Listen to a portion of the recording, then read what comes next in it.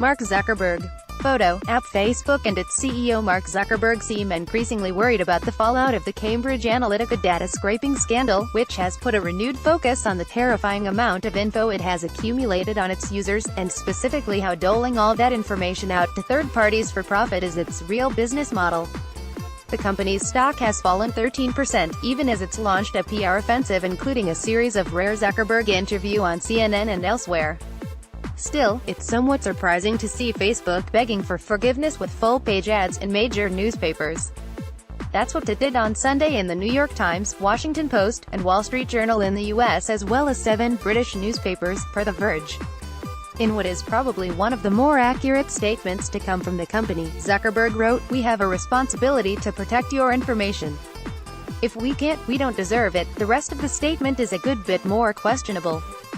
Zuckerberg explicitly avoided any mention of the increasingly toxic name, Cambridge Analytica, focusing instead on the quiz app built by a university researcher that they partnered with to gain the information.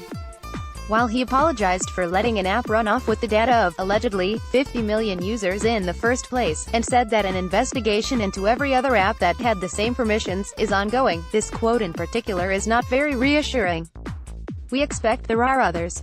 And when we find them, we will ban them and tell everyone affected, thank you for believing in this community. I promise to do better for you."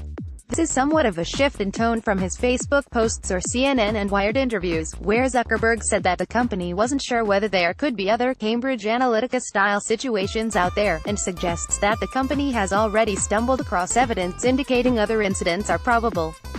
In other words, while Facebook may indeed be able to weather this storm in isolation, it's an open question whether knowledge the company has already handed off such huge troves of user data has exhausted the public's outrage reserves, or revelations of additional prior incidents would make people angrier and angrier. It's not the first time in very recent memory that Facebook and crew have tried to rent some credibility by landing ads in the pages of major newspapers. The company recently took out other ads in Mexican papers warning about fake news before the country's elections later this year, The Verge.